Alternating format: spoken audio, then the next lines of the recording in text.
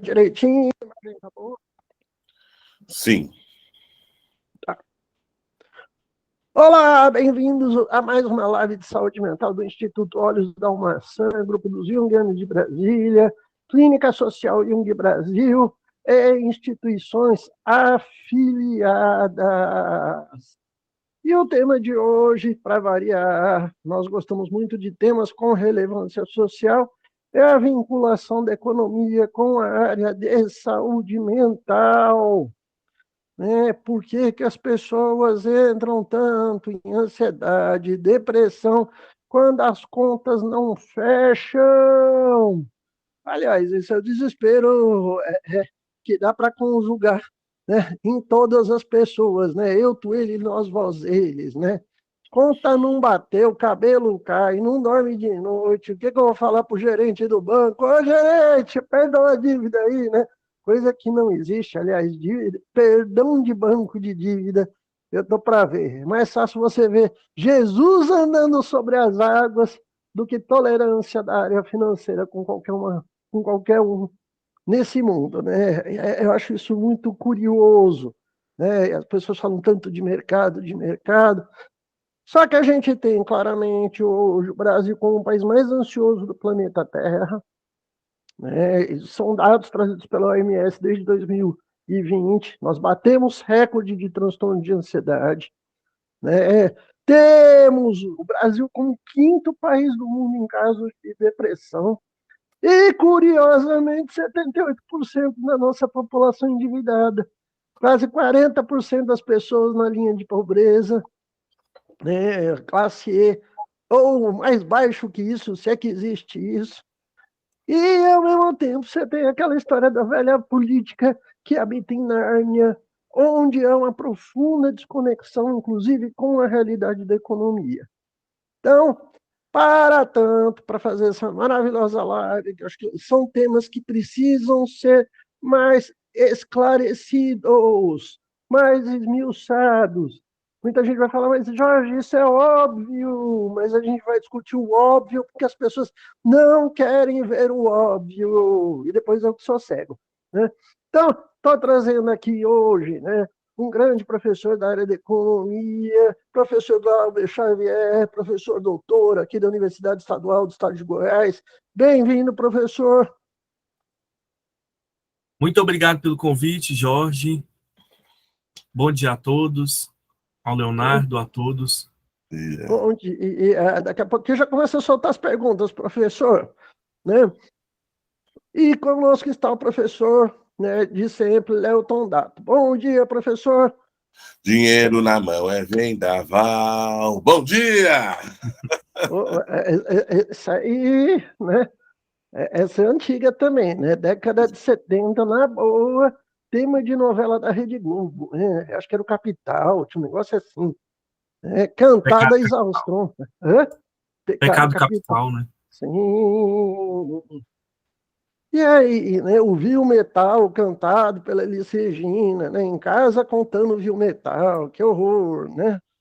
Professor Glauber, né, tem tido vários estudos na área da economia, porque eu acho curioso até nos discursos, a gente vai acompanhando noticiários, o pessoal falando o humor do mercado. Eu acho essa palavra tão bonitinha, né?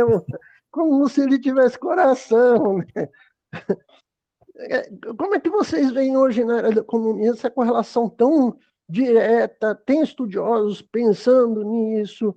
Tem reflexo disso quando você começa a querer discutir a parte da economia com uma visão mais do social? Sim, Jorge. Essa visão do social, ela está no nascimento dessa ciência, essa ciência complexa que é a economia, né? Tanto é que ela se chamava economia política e ela é uma derivação das chamadas ciências morais, que estudava exatamente o comportamento humano, a conduta, né? E como os indivíduos, eles são, por alguns, tidos como egoístas, então eles tendem a buscar acumulação, lucro, ganho, né? Incorrem nesse pecado aí, que é o pecado da cupidez.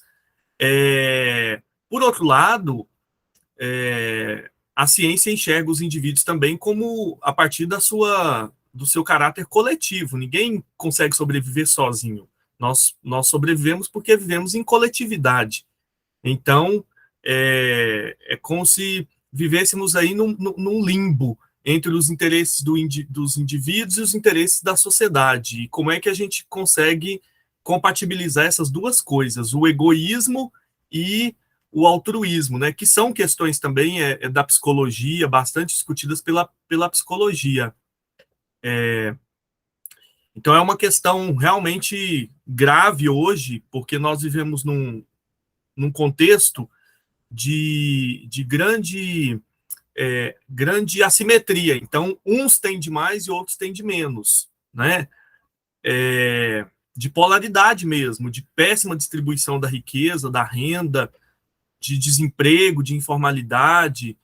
Então, nesse país, 40 milhões de pessoas vivem do trabalho informal, não tem segurança nenhuma, podem perder essa fonte de renda em qualquer momento. Então, é uma situação que causa insegurança, incerteza, angústia, assim como uma geração de jovens desempregada, não é? Os nem trabalham, nem estudam, que é uma parcela importante. 1 em cada 4 jovens no Brasil está desempregado. Então, imagina, num momento da vida em que a pessoa está projetando, construindo uma carreira, ou então ela não tem um horizonte de expectativa, né? Ela se vê perdida no mundo, perdida nos seus ideais, nos seus anseios, e o resultado disso é sofrimento mesmo, muito sofrimento, muita angústia, né?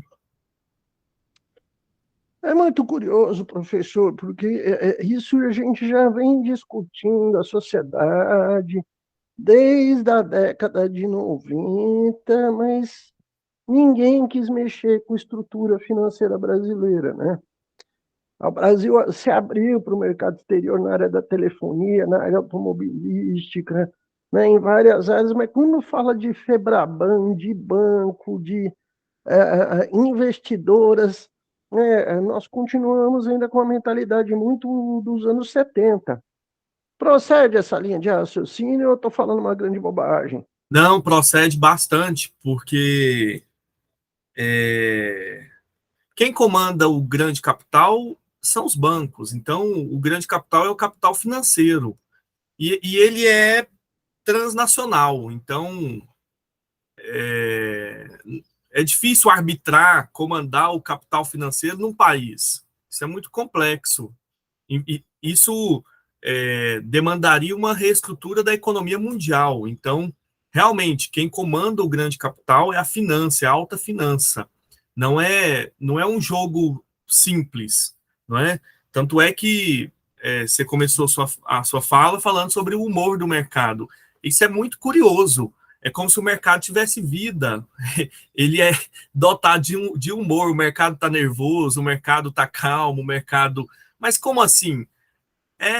Como eu sou de uma tradição marxista, Marx foi muito correto quando afirmou que no capitalismo os sujeitos são objetificados, se tornam objeto, e aquilo que é objeto, aquilo que é coisa, se torna sujeito. Então, dar vida ao mercado é uma forma de dizer que a economia não tem pessoas. É como se a economia fosse o dinheiro. Quem regula a vida, quem regula o comportamento é o dinheiro sobre as pessoas, né? O dinheiro se sobrepõe. Então, essa estrutura bancária no Brasil, ela não é muito diferente do que acontece no resto do mundo, não. São oligopólios muito fortes. A gente vê que em toda grande crise, os estados socorrem os bancos, né, como o Obama fez na crise de 2008 nos Estados Unidos. O capital financeiro coage as forças políticas. Então, mesmo com a eleição do Lula, nós temos acompanhado aí algumas falas da Simone Tebet tentando acalmar, apaziguar. Então, sempre que se fala assim de uma política mais progressista, de distribuição de riqueza, causa um mal-estar no mercado financeiro. O mercado financeiro a sua força é tamanha que eles conseguem, né, determinar a ação dos políticos, que a princípio, né, em tese, teriam sido eleitos pelo povo. Então, como assim? Os eleitos pelo povo, a partir de um sufrágio universal, têm que se adequar às demandas do mercado. Por exemplo, essa autonomia do Banco Central é o poder do mercado na política. Então, quanto mais o mercado financeiro, né, ele se fortalece e ele tem importância, menor é o poder político, poder dos agentes políticos. E menor ainda o poder do cidadão, porque o indivíduo, ele numa sociedade tão desigual, com tamanhas disparidades, os indivíduos, eles não encontram saída, não é? Exceto um sindicato, uma organização profissional, outra, mas eles se tornam o quê? Indivíduos consumidores, homos consumos. Então, eles só servem para a economia capitalista enquanto consumidores ou enquanto trabalhadores. Se eles não trabalham, eles são párias sociais, eles são esquecidos, né? Eles só são incorporados quando a economia volta para um ciclo de crescimento, mas enquanto ela está num ciclo de baixa, eles são dispensados. Maravilha, professor. Deixa eu só jogar aqui a bola um pouco para o professor Léo Tonato. Léo, tem duas questões aqui que me chamam a atenção. E eu vou resgatar um dos nossos teóricos, o Sr. James Hillman, com o Código do Ser. Ele começa a falar dos imponderáveis, dos invisíveis, das forças telúricas. E aí também eu vou trazer um pouquinho para você, né, que é como se a gente pegasse essas instâncias da vida e as personificasse. O Joseph Campbell fala a mesma coisa, que é a estrutura do imaginário, das narrativas, onde de repente se dá voz a alguma coisa inanimada, né? O animismo faz isso com os bichos, com os seres, né? A gente conversa, tudo bem que eu sou meio doido, que eu converso com meus gatos, eles entendem também, eu estava dando uns petelecos numa aqui que tinha feito feiura aqui em casa, né? Mas já fizemos as pazes, tá?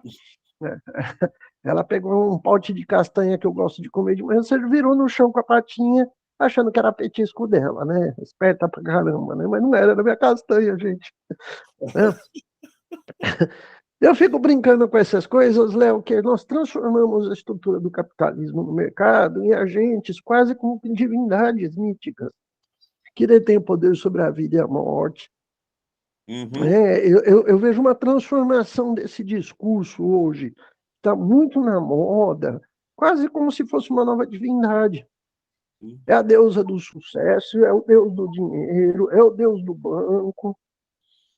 Só que ninguém está me ensinando como é que eu faço oferenda, porque antigamente você ia encruzilhada, matava né, você faz um sacrifício lá de um bode, você botava umas velas, um champanhe, e esses deuses novos, né? Qual que é o despacho que tem que ser feito para ele olhar para a gente, né? O que é que você tem que doar? Você tem que sacrificar a própria vida? É muito curiosa essa estrutura de como nós transpusemos o nosso politeísmo para esses agentes de fama, sucesso, né? A própria condição hoje, né? Que eu acho muito curiosa, né? Do dinheiro enquanto divindade. E aí, professor, o que será que a gente pode extrair da mitologia sobre isso, né? Ah, que delícia. E aí que vai dar problema. O que acontece? Você disse muito bem do Hillman, eu adoro o Hillman. Há uma consequência aí. Então, se eu vou tirando esse objeto da divindade para as divindades originais, ou seja, para os deuses, né, originais, eu vou colocando outros deuses. Então, hoje, como você falou, o deus, sei lá, o deus é o like, o deus é o dinheiro, né?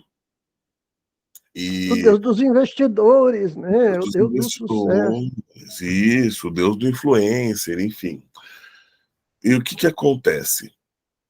Há um preço a ser pago aí. Você tem que pagar alguma coisa. Por quê? Não há nenhum movimento sem um sacrifício.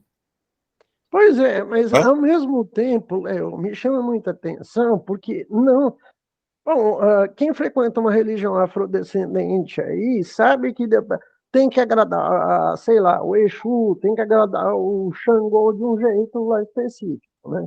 Uhum, Ah, uma divindade gosta de um charuto, outra gosta de não sei o quê. E a gente perdeu esse senso ritualístico, né? Porque a coisa ela é tão prática, mas é tão nebulosa, que exato. quem aprendeu o caminho das pedras não está ensinando para ninguém. E aí? E aí o que acontece? Tem um sacrifício, ou seja, eu acho que o que entra como um sacrifício aí, Jorge, é justamente a saúde mental. Por quê? Vou explicar aí no motivo. Se você coloca esses outros deuses, esses novos deuses, né, ou esses pseudo-deuses, os deuses originais, eles vão se manifestar na psique. E eles vão se manifestar como patologia. Tá? Então, por exemplo, o Deus Pan vai berrar numa síndrome do pânico. Né? É, vai dar um grito, né? Aí tem o Pan e o Pesadelo, a obra do Hillman, maravilhosa. O Dioniso vai vir nas somatizações, tá? Zeus, Sísifo vem no toque, né? Outro deus, a comida, vem em duas figuras da mitologia japonesa, né? Bulimia, anorexia, que é Futakushi Onna e Gashadokuro. São duas figuras da mitologia japonesa, né? Uma tem uma boca. A Futakushi eu acho uma coisa bem interessante. Ela tem uma boca, uma mulher que tem uma boca na nuca, e a mulher não come, mas a boca come, xinga, cheia de dentes. Eu acho que isso é uma visão mais emblemática do complexo atuando na psique. Assim, é uma visão simbólica que serve muito bem. Então, os deuses vão castigar, quer dizer, e aí nós temos até a obra, os deuses castigam, exatamente, aí os deuses, enquanto essas forças arquetípicas e magéticas, elas vão castigar, né? E isso vai trazer no homem também, né, a própria metáfora que o Jung vai colocando, por exemplo, sobre a alquimia, vai colocar no homem o quê? Uma perda de sentido. E justamente uma perda com essa ligação com esses motivos primordiais ou esses motivos míticos que permeavam, por exemplo, a psique do homem primitivo, aqui primitivo enquanto primeiro, né? E é legal a gente pensar dentro disso, Léo, porque o que a gente está falando hoje é de sobrevivência, instinto de sobrevivência. Né? Quando a gente fala de perda, né? Embora a gente utilize muito uma linguagem simbólica, né? A gente está falando do cara que não consegue ter arroz e feijão de manhã cedo. A gente está falando de insegurança de sobrevivência, porque hoje o cara, você sai para trabalhar e não sabe se consegue voltar e que horas que você vai chegar, porque vão te obrigar a ficar 10, 12 horas, às vezes a mais no serviço, sem receber por isso. Né? Uma instabilidade generalizada para tudo e todos, né? Com as mudanças, inclusive, das legislações trabalhistas. Né? Hoje você trabalha facilmente 60 horas por semana, ganhando por 30. Então a gente está falando numa bagunça que foi feita, onde se retirou muitas as questões que preservavam, inclusive, a saúde mental, a saúde física, para agradar esse mercado que nunca está agradado também. Né? Porque esse Uhum, mercado ele é narcísico, ele tem pinto pequeno, sabe? Ele não goza, nunca está satisfeito com nada e com ninguém, ele é pior do que Cronos. Ele come os próprios filhos, e ainda quer plateia assistindo, né? uhum. Ele é cruel. Ele é muito cruel. Ele é muito cruel. E teve até. Vou até aproveitar esse fio da meada para falar também uma outra coisa. Né? Vou trazer dois exemplos aqui, míticos, claro. Para toda híbris, para todo grande pecado cometido contra os deuses, há uma nêmesis, há uma correção na mesma medida. Tá? Então, se você ignora esse Deus original e coloca outro, você está cometendo uma híbris, né? E você terá uma nêmesis, tá? Será que aí, vou colocar um questionamento para vocês dois. Será que aí nós temos, então, hoje, um toque de Midas, né? O rei Midas, que tudo que ele tocava virava ouro. Ao contrário, tudo que ele toca, o dinheiro vai embora e ele empobrece? É uma boa. É. E fora que também a gente tem uma das coisas que eu acompanho demais é a solidão dos milionários, né? Que é um dos fenômenos mais engraçados que eu vejo. E olha que eu atendo bastante pessoas aí com um certo poder aquisitivo, mas que não conversa com o vizinho, não Uhum. conversa dentro de casa, Não sai não para vai em qualquer dançar. lugar. Exato, não vai lá no Pela Vida dançar com a gente que não pode se misturar, porque eu sou sangue azul não se mistura. Uhum. É tão curioso isso, né? Professor Glauber, né? Vamos trazer de volta para a economia essa discussão que ela está permeando numa linguagem simbólica esse processo, né? É tão curioso como a gente vem e vai, né?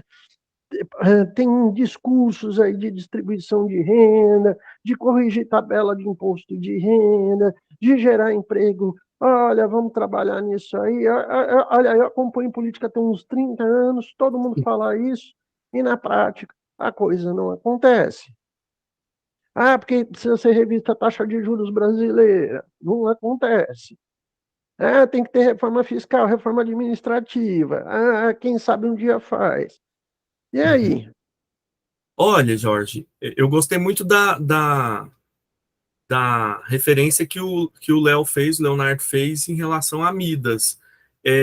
Porque essa inversão, ela é tão complicada que essas mudanças que você está dizendo, de taxa de juros, de política fiscal, elas não acontecem por uma vontade dos agentes políticos, elas acontecem por uma pressão social.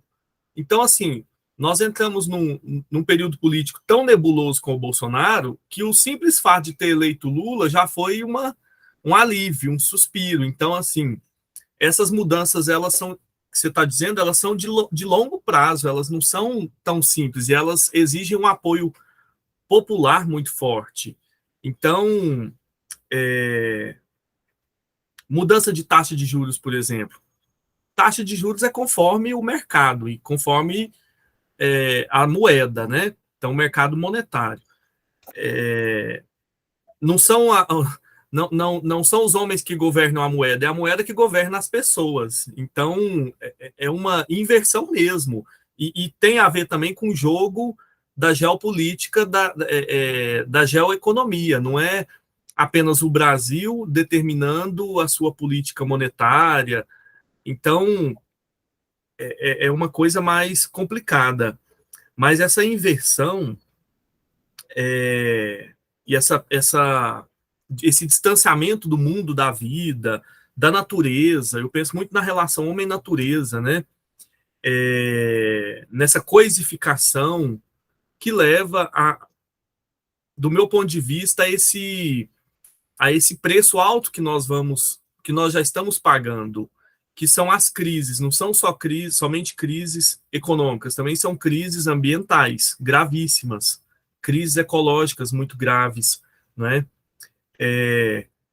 Crises humanas em termos de saúde pública mesmo, né? A situação do... Assistimos duas gravíssimas agora nos últimos anos, Pois é, 2020, a epidemia da Covid, que isso mostrou inclusive um cenário de falta de empatia e de negação da ciência horroroso, né? E a crise política no ano passado com o acirramento da belicosidade em função de ideologias distorcidas. isso. Eu A negação repito, da cada um de nós, ciência, né, cada um de nós pode ter qualquer ideologia, você pode ser de esquerda, de centro e de direita, mas você não pode ser criminoso. Cadê o bom senso, né, galera? teve um economista bastante conhecido no século passado que chamava essas políticas de austeridade do mercado, de fascismo de mercado. Acho que é por aí. Esse Midas, ao contrário, é o fascismo de mercado. Então, ele despolitiza, ele torna as pessoas mais individualizadas, mais egoístas. Por exemplo, eu tenho alunos que fantasiam, né? Eles fantasiam, é uma verdadeira fantasia, de que vão se tornar empreendedores por meio claro, a criação, a criatividade sempre foi importante para a economia, mas ninguém se torna milionário simplesmente por criar alguma coisa e então assim eles vendem sonhos, o mercado vende sonhos, principalmente para a juventude. É um delírio coletivo mesmo, ligado a um mundo virtual. Um youtuber, um influencer, o Leonardo falou da questão dos likes, né, dessa corrida desenfreada por visualização. Rende muita grana, mas são quantos jovens que conseguem esse tipo de proeza? Pouquíssimos, a maioria não, a maioria está na informalidade ou está desempregada, né, vivendo, portanto, da aposentadoria do avô, da avó, de pensão, de algum integrante da família, que é um quadro realmente, porque a preocupação do Estado com o bem-estar das famílias acabou, não é mais uma preocupação, exceto em casos mais graves, mas com a saúde pública, com a educação pública. O Brasil só mantém ainda o SUS e um sistema público de educação porque nós fomos os mais resistentes ao neoliberalismo na América Latina. Ele entrou tardiamente aqui no Brasil, mas a ameaça neoliberal ela é constante pelas OS. É curioso, até porque o senhor Paulo Guedes, o ex-ministro, queria privatizar uma parte do SUS e a galera, em plena pandemia, né? E isso a própria classe política negou, não quis deixar.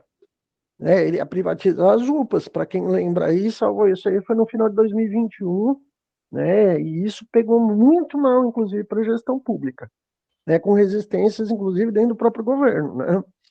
Agora, é muito curioso, né, que o mercado gera uma fantasia que retroalimenta, né, o endividamento das pessoas, porque isso não gera emprego, mas não seria de bom tom para o mercado, tá? Tirar um pouco dessas pessoas, dessa linha de endividamento, para fazer a economia circular? Né? Que paradoxo é esse? Porque eu não vejo você ganhar dinheiro com a sociedade endividada. Né? Você tem bolhas de grande crescimento, mas e o resto? Né? Como é que fica? Porque, sabe, eu questiono muito essa ideia desse capitalismo selvagem, que eu vou crescer arrebentando com tudo, né? Porque isso também é uma grande ilusão. É sim, mas assim, infelizmente, em economias periféricas, que não são economias industrializadas avançadas, com um alto índice de desenvolvimento humano, infelizmente, o capitalismo tende a ser selvagem, tende a explorar os recursos naturais violando a legislação, tende a explorar a força de trabalho em níveis análogos à escravidão, tende a promover todo tipo de barbárie social. E o Brasil é um país periférico, ou no máximo semi-periféricos. Então nós temos uma dependência tecnológica e financeira muito grande. Por mais que nós tenhamos ali uma reserva boa, que foi garantida durante o boom das commodities, né, durante os governos do PT, é um país que financeiramente, tecnologicamente, é dependente. Nós poderíamos, né, ter continuado o nosso ciclo de industrialização, que foi interrompido ali no começo da década de 80. Mas ele foi interrompido. Caso nós tivéssemos dado continuidade, hoje talvez, ao invés de vender muita soja, milho e algodão, nós talvez estaríamos vendendo celulares, notebooks, E é curioso aparelhos, também, né, professor, só antes também de passar para automóveis. E é curioso também, professor, né, que além desse ciclo de industrialização que não virou, eu acho muito curioso o discurso. O Brasil é o maior produtor de alimentos do mundo. Eu acho isso fenomenal. A locomotiva do Brasil é o agronegócio. Concordo, tá certo, mas por que então a gente não tem uma logística para aproveitar o que sobra dessa produção para matar a fome de quem está precisando? Né? O que é Excelente essa pergunta. megaprodução? O que é essa megaprodução com um cenário paralelo dentro do quintal de casa, onde está sobrando comida, nós estamos jogando comida fora e o pessoal está passando fome? Essa pergunta é central, viu? Porque eu estou lembrando uma frase da grande Maria da Conceição Tavares, que eu considero assim, uma das maiores economistas do nosso país, né, de origem portuguesa. Ela falava que ninguém come PIB, porque às vezes o produto cresce, mas as pessoas estão passando fome. Por quê? Porque o governo, no máximo, ele pode fazer controle de preços via estoque. Então, vocês devem lembrar há pouco tempo do preço do feijão no governo Bolsonaro, que foi às alturas porque não fez o estoque regulador. Bastava o governo ter comprado para poder segurar, né, a oferta, e aí o preço poderia ter sido mais vantajoso. Outra medida seria o zoneamento. Então, estabelecer parte do território para a produção de agricultura familiar, de alimentos, impedindo que a monocultura de soja, de cana,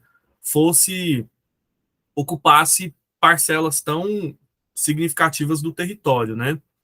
Então é por isso, por uma questão mercadológica, de determinação de preços, dado que a soja ela é destinada para o mercado externo, né? Para produzir ração para animais na China ou para alimento também. Mas a fome, ela na verdade, ela não mostra que o capitalismo não é uma imperfeição do capitalismo, é um resultado da própria forma como o capitalismo funciona. Ele funciona causando desemprego, então a ideia de pleno emprego é uma fantasia, mesmo nos Estados Unidos, na Europa, né? A insegurança alimentar, mesmo nos Estados Unidos, uma parcela da população vive em insegurança alimentar. Em países subdesenvolvidos ou emergentes, essa situação é um pouco pior, né? Então, o que poderia eliminar, reduzir a fome, seria uma decisão política. Aí nós entraríamos no grande embate entre forças políticas e forças econômicas, de mercado, né? Forças internas, claro, poderia então destinar uma parcela, promover uma mini reforma agrária, aumentar a produção de alimentos a partir da agricultura familiar, seria uma saída, uma opção política, né? Talvez isso volte, porque durante os governos anteriores ao do Bolsonaro havia um ministério, que era o Ministério do Desenvolvimento Agrário, que promoveu políticas de incentivo ao pequeno agricultor. Isso já é importante, porque fornece o alimento mais barato, não é? Mas a pequena agricultura não tem condições de competir com o agronegócio. Isso é realmente impossível, né? O agronegócio é a boiada mesmo, a ideia de passar por cima, como disse lá o ministro, né? Tranquilo. Léo, deixa eu resgatar aqui um toque, né, que o professor Glauber nos deu, que é a condição do tanto que as pessoas estão nutridas dentro de toda essa narrativa de economia, de mercado, pela ilusão. Sabe, porque a proporção que eu sou muito rico, estou produzindo aí 10 milhões de toneladas de soja, ou sei lá do que. Olha, eu sustento, eu mando no Brasil, cara. Que ilusão é essa? Que o cara mora dentro de uma bolha e não consegue olhar para o lado e ver que à volta dele tem milhares de pessoas aí passando fome apertadas. O que é essa distorção de realidade narrativa que hoje milhares de pessoas vivem dentro da economia, da política, dentro da realidade de mercado, comprando ilusões, se achando importante, se isolando da vida. Exato, exatamente. Glauber está falando dessa questão, né, dessa ilusão, você também tocou nesse ponto da ilusão ou de querer voltar para um lugar. Gente, saudades do paraíso, o Jacobi já falava. Eu quero voltar para um lugar edênico, eu quero voltar para o Eldorado. Yolande Jacobi, Exatamente. Jacob já falava, Jacob falava sobre isso já. Voltar para esse lugar. Qual que era a obra que ela falava? Saudades do Paraíso. Saudades do Paraíso, Yolande Jacob. Né? Então, assim, eu quero voltar para esse lugar onde eu não tenho problemas, onde eu não tenho aflições. Né? Todo mundo quer voltar para o Jardim do Éden. E estava lembrando, né? Até foi uma aula que eu dei lá no Instituto, Jorge, quer dizer, aí no Instituto, dessa questão, quando o Jung vai pensar na libido, ele faz todo o rompimento com Freud, ok? Quando ele dessexualiza a libido e entra com a questão do incesto, justamente o incesto como querer voltar para esse lugar edênico sem enfrentar a realidade, né? Também sem enfrentar o que está acontecendo, que impulsiona também o indivíduo para um desenvolvimento. O que me leva a uma pergunta. Se a tópica máxima da teoria junguiana é o processo de individuação, e nós estamos aí entrando numa questão de confundir a individuação com individualização, né? Então o indivíduo fica jogado entre duas personagens. Uma, inclusive, eu ouvi dizer que ela tá com saudade de ti, viu, Jorge? Deus o livre. Ela tá com saudade, ela falou que hoje vai te dar um carinho, viu? Quero não. É a Harmonia, primeiro, Harmonia eu quero. e a Eris. Não, Eris estou fora. Eris, eu viajei para Brasília, Eris, não vou estar em Goiânia não, tá? Eris, a deusa grega da discórdia, como se o indivíduo ficasse jogado entre esses dois polos. Enquanto Se a Harmonia vier de microsaia, eu topo. Agora, a Eris eu tô fora, tô viajando. a Eris falou que só vem com uma foninha na frente para vir para trás de você. Não, quer não, obrigado. Ela é linda, mas tô fora. E entre esse jogo de Harmonia e de Eris, né, lembrando que um dos filhos da Eris, ela teve 14 filhos, é justamente a pobreza, a fome e a miséria, né, dentro dessa concepção. Aí a gente tem um indivíduo, né, que chega com tudo isso, que cai desse Éden, na verdade nem chega nesse Éden, né, é uma ilusão. Como que ele chega para nós no consultório, né? Acho que isso é uma coisa muito importante, porque ele chega, Glauber, despersonalizado, né? Quando vai chegar lá a queixa, né? Quem sou eu, né? Fez tanto curso para virar influencer, para virar coach, para virar sei lá o quê, né? Analista de mercado, que ele não sabe mais nem o nome dele direito, né? Meu nome é Casey, o sobrenome de sucesso. E o pior que tem, viu? E é complicado porque a pessoa está totalmente com o ego inflacionado, não percebe a realidade e chega arrebentado que o sonho que ele comprou e pagou caro não deu certo. Muitos casos de depressão na atualidade estão vindo por recolhimento da projeção, onde a pessoa viveu muita fantasia e a fantasia não se consolidou. Ele não virou influencer, não virou o case de sucesso, né? Ele não lucrou milhões em questão de 15 dias. Jorge, seu áudio está falhando um pouquinho aqui. Ele não virou o case de sucesso, ele não conseguiu morar num paraíso em Angra dos Reis. Deu ruim, né? Ué, mas ele não era tão bom? Esses dias, gente, eu estava lendo O Eu e o Inconsciente. E aí eu vi uma passagem lá do Jung que eu achei maravilhosa. O Jung dizendo que em casos em que o indivíduo a pessoa se conhece muito pouco, ela se aferra à profissão ou a uma representação, Ah, eu sou o médico fulano de tal, eu sou o bem-sucedido, o que mostra o contrário da individuação, né? Ou uma fragilidade, né? E é muito curioso isso, Glauber, porque além dele se apegar ao cargo, ao status, à profissão, ele deixa o diálogo do humano, sabe? O poder só vem para a cabeça e ele começa a destratar os outros. Quando eu falo destratar, não é só xingar e ofender, não. É não dialogar, é não conversar. Ah, eu só converso com político. Ah, eu só interajo com, né, sabe? E essas situações invariavelmente terminam em tragédias, porque a pessoa arrebenta o ciclo dela de convívio, de socialização. Ela está numa política de autoafirmação e empoderamento, jurando que ela é muito mais do que de verdade ela é. E eu quero Uhum. lembrar a galera que o Instituto de Coach aqui na região faliu, viu? Tá?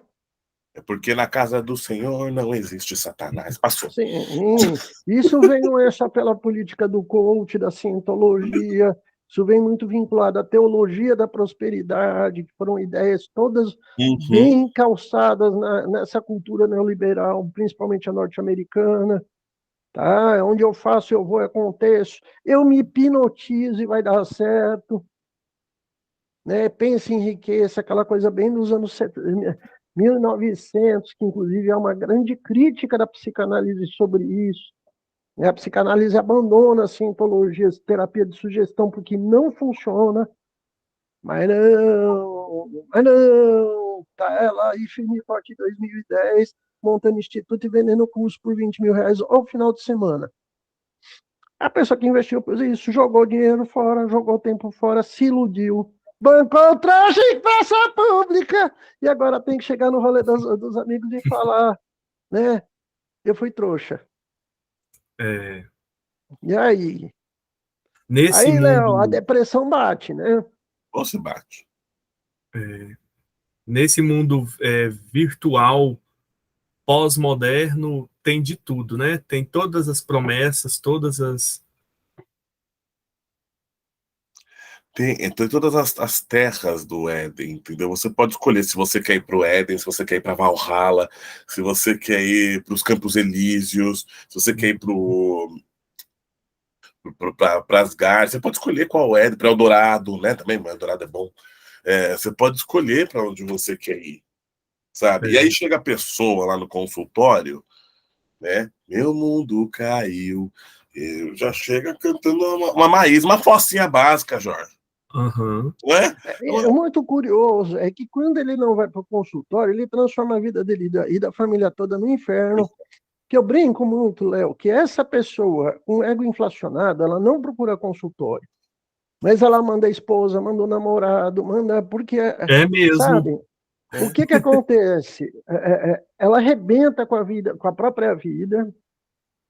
Quem está do lado, às vezes, até tenta dar um toque, baixa a bola, não vai gastar todas as nossas economias com isso, que isso não vai dar certo. Sabe? Tenta chamar a pessoa para a razão. A pessoa invariavelmente não escuta, bota tudo a perder e depois que azeda tudo, aí a coisa desanda. E lembrando que, invariavelmente, o iludido, essa pessoa é muito empoderada, muito cheia de si. Eu questiono muito isso, porque vai no avesso. Que acho que todos nós temos que trabalhar muito humildade, pé no chão, princípio de realidade, baixar a Uhum. bola, olhar as coisas como elas estão, né? Não dar passos maior que a perna. Só que esse é o discurso, que é o careta, é o chato, é que o mercado não quer, que as redes sociais detonam. Só que ele é um princípio de saúde mental, de sobrevivência. Porque quem não está vivendo isso aí está arrebentando a cara. E depois que Tá, arrebenta a cara, né, compromete a renda da família, compromete emprego, compromete trabalho. Né? Eu Você acompanhei sabe. um caso de uma pequena família que a É, menina estava, o cara não consegue emprego, a menina estava empregada. Só que vai ah, vendo a história. Aí o cara caiu nessa que podia ser consultor de marketing digital. Até aí, eu gosto de ver pessoas com iniciativa. Sim. Só que o problema é que o cara não fala 2 frases de língua portuguesa com concordância verbal. Fica difícil. O cara não sabe, ele fala menas, né? Menos, menos, menos, né? Estrômago, Sejimenas. exato, sabe? Estrômago, ele é desses, né? Como é que o cara vai coordenar marketing, publicidade indo contra a língua portuguesa? Não vai pegar cliente e vir com um serviço bem. Só que o cara caiu naquela, que eu sou bom, que eu sei lidar com essas ferramentas, eu consigo fazer alavancar publicidade. Resultado, fez a esposa sair do emprego, o negócio deles não virou e ele jogou nessa brincadeira aí os únicos 10 mil reais que eles tinham. Nossa. E aí? Fome. Sabe? E o curioso é que as pessoas brigam com todo mundo para seguir o caminho da ilusão. Léo, a miragem no deserto, né? Em vez de rumar para o oásis, vamos para a miragem. Mais fácil, né? Esse atalho é mais. 10 minutos, Jorge. É mais fácil, esse atalho é mais bonito. Eu conheço um caso que, na verdade, era um casal e ele entrou nessa de eu vou fazer isso, eu vou fazer aquilo, né? E, enfim, e foi gastando o dinheiro, né, dessa família. Colocou as coisas no nome da esposa, endividou a esposa, e o filho estava ingressando na idade adulta, 18 anos, já adquirindo as dívidas do pai. Olha a herança bonita. Nossa. A tradicional família brasileira do calote. Não, enquanto vocês estavam falando aí, eu fiquei pensando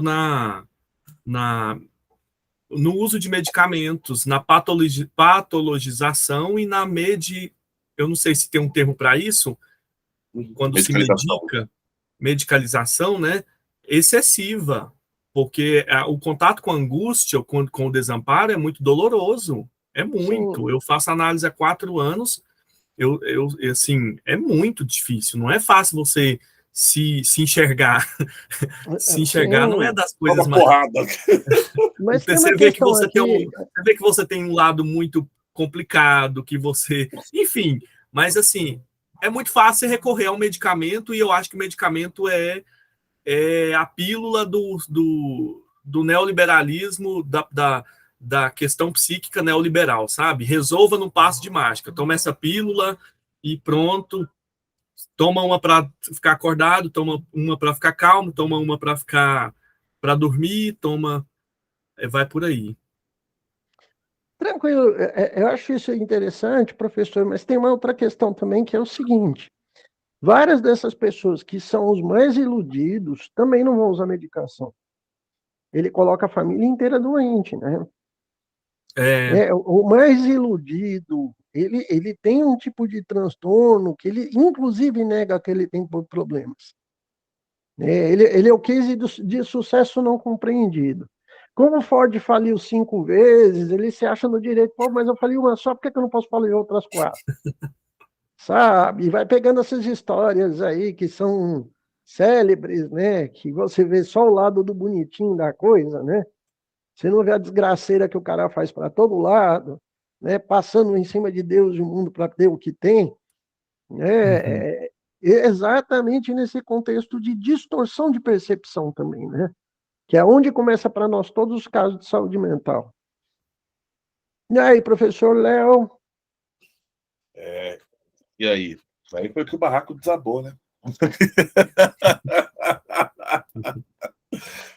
É engraçado que essa pessoa, bom, ela não vem pro consultório. Quando ela vem, né, esse que arrebenta tudo, né? O expert em demolição, não a da construção, mas a demolição emocional. Pensando agora aqui, quando vem, ainda vem imbuído, né, de uma arrogância. Só vamos voltar um pouquinho, gente, um tópico que o Glauber tocou na fala dele, que eu acho que é muito importante e que é hoje uma área da psicologia. Inclusive a JB tem um departamento sobre isso, e que sempre foi importante, mas eu acho que assim, precisou a Aeres aí vir rasgando tudo para para que se tivesse consciência sobre isso, que é a ecopsicologia. A relação do ser humano com outros da sua espécie e com o sistema no qual ele está inserido, né? E com esse sistema, né? Então, de novo, né? Eu estava estudando um pouco da ecopsicologia, tem a obra Ecosofia, do Michel Maffezoli, Jorge. Você que me apresentou Maffezoli, viu? Uhum. E pensando um pouco nessa questão das relações, né, como também a gente tem uma visão edênica de que nós somos donos do planeta. Isso é achar que nós estamos no nosso Éden particular, né? Mas e aí, como manter a saúde mental? Eu vou passar essa pergunta para vocês responderem e fazerem também as considerações finais de vocês. Como manter a saúde mental no meio do caos financeiro e econômico que nós vivemos? Adoro promover o caos. Vamos lá, professor Glauber. Olha,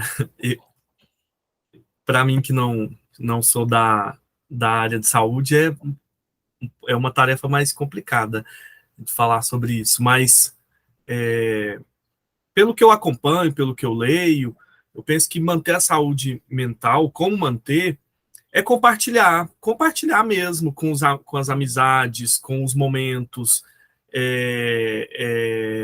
o lazer, a dança, a criação. Então, a pessoa não pode ser engolfada pelas redes sociais, por essas fantasias. Como você falou, Jorge, é colocar o pé no chão mesmo. Colocar o pé no chão, sabe? Tentar ver beleza onde as pessoas não veem beleza. Mudar a percepção de mundo, né? Então, tem tanta coisa, tem muitos horrores no mundo, mas tem tanta coisa bacana, tanta coisa bonita, tanta música, tanta arte, tanta alegria que a gente pode. Estar vivo é uma coisa muito boa, por si só já é muito bom estar vivo, sabe? E eu penso que é por aí. Claro, se não tiver o básico, ninguém não tem felicidade sem atender as necessidades básicas. Ninguém é feliz com fome, ninguém é feliz endividado, né? Não tem como. Mas eu penso por aí, sabe? É como eu penso mesmo. Maravilha. Uhum. Professor Lelton Nato. Eu acho que vou responder um pouco mitologicamente. Eu estava pensando, vou pegar a harmonia. Você promoveu o caos, ó. A Ares daqui a pouco vai bater aí, viu, Jorge? Não adianta você viajar para Brasília, não, viu? Eu deixo ela lá no Palácio do Planalto e volto para cá. Eu vou dar um lé nela, falo, se vira aí, ó. Deixa ela lá no Senado, fala, ó, fia, me espera aí, enquanto isso vai fazendo amizade com a galera aí que eu já volto. Eu acho que nessa questão de saúde mental, vou pensar na própria genealogia da harmonia, enquanto filha de Ares e Afrodite, do amor da guerra, e aí tem o conflito, né? E tiveram filhos aí, né? Então, eu acho que esses filhos podem nos ensinar alguma coisa, né? Eros, que é o amor, mas é uma criança que só cresce com Anteros, que é o amor correspondido.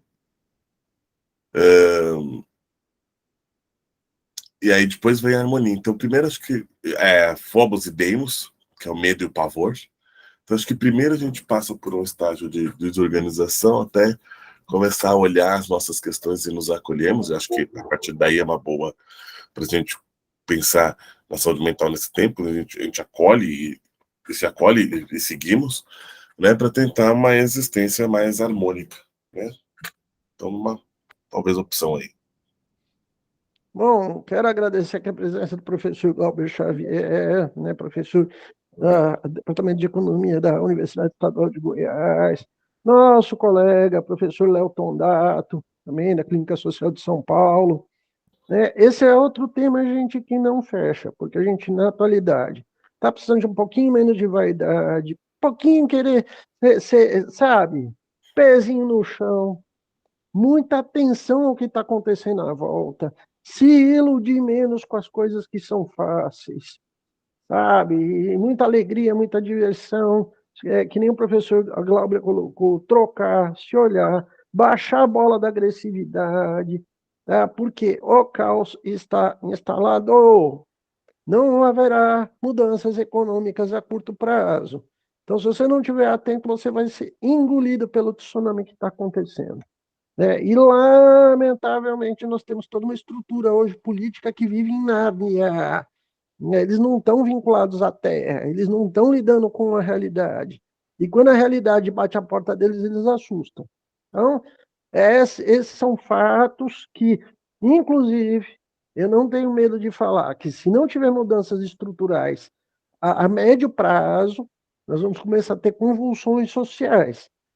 E aí o cenário vai ficar bem esquisito. O prenúncio disso já foi o acirramento belicoso que nós tivemos em 2022 com relação à política. E ele retrata a insatisfação das pessoas perante o que hoje é feito na sociedade.